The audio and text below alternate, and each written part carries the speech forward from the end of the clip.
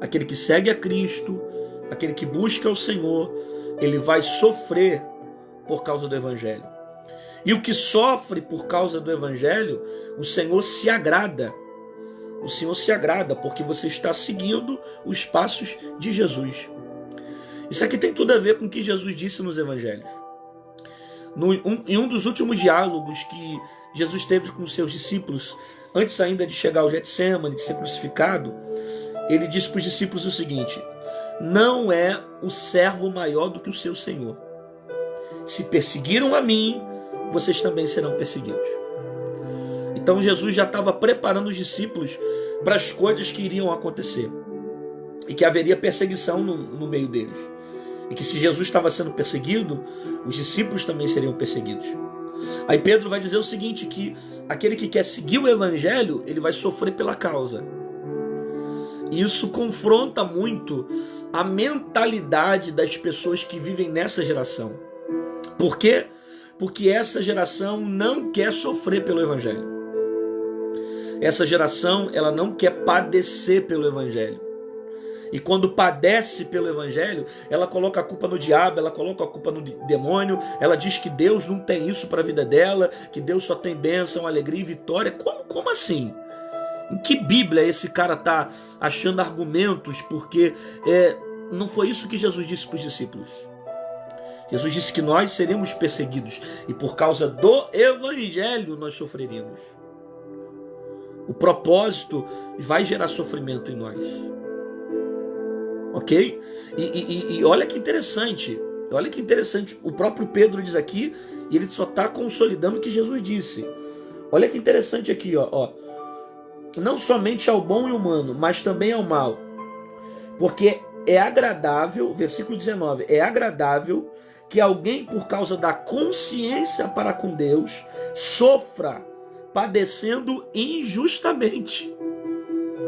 Ou seja, você que injustamente sofre porque está fazendo bem, porque só está ajudando o outro, por causa do Evangelho você está sendo perseguido. Aí Pedro está dizendo, é agradável a Deus isso. E é totalmente ao contrário à consciência dessa geração, que não aceita sofrer, né? Não são as campanhas de hoje, para de sofrer, vem para cá, as coisas vão dar certo, a porta vai se abrir, sabe? Vem para Jesus que você não vai passar mais por aflições. O sofrimento que você passa é justamente porque você está longe de Cristo. É claro que você também vai passar por problemas nessa vida, porque a vida vai te proporcionar problemas, mas a verdade é o seguinte, é que a causa do Evangelho vai gerar sofrimento. Eu estou falando da causa do Evangelho. A causa do Evangelho gera sofrimento. É o que o texto diz. Mas é o contrário do que as pregações falam nessa geração, né? Pare de sofrer, você não vai mais sofrer, você não vai mais passar por adversidade. E Jesus está dizendo ao contrário, se você me seguir, você vai sofrer. Poxa, pastor, se eu vou sofrer, então eu não vou seguir a Jesus. Calma aí. De qualquer forma nessa vida, a gente vai passar por sofrimento. Porque Jesus disse que no mundo nós teremos aflições. Só que há uma diferença entre você sofrer sem Jesus do que você sofrer com Jesus. A Bíblia diz que aqueles que sofrem com Jesus, a dor ela é momentânea. Existe uma eternidade que te espera, existe um novo tempo que te espera, porque a maior promessa do Evangelho não é terrena, a maior promessa do Evangelho é eterna. A maior promessa do Evangelho é céu, né? A maior promessa do Evangelho é trazer eternidade para mim. É por isso que, se não me falha a memória, essa frase é de John Piper. Ele diz que Jesus não morreu numa cruz para me livrar da pobreza. Jesus morreu numa cruz para livrar minha alma do inferno. Então essa é a maior promessa do Evangelho. E Pedro deixa claro para nós, se você seguir o Evangelho, você vai passar por sofrimento. Você vai sofrer. Por quê? Porque você vai seguir os passos de Jesus. E Jesus foi perseguido, você também vai ser perseguido.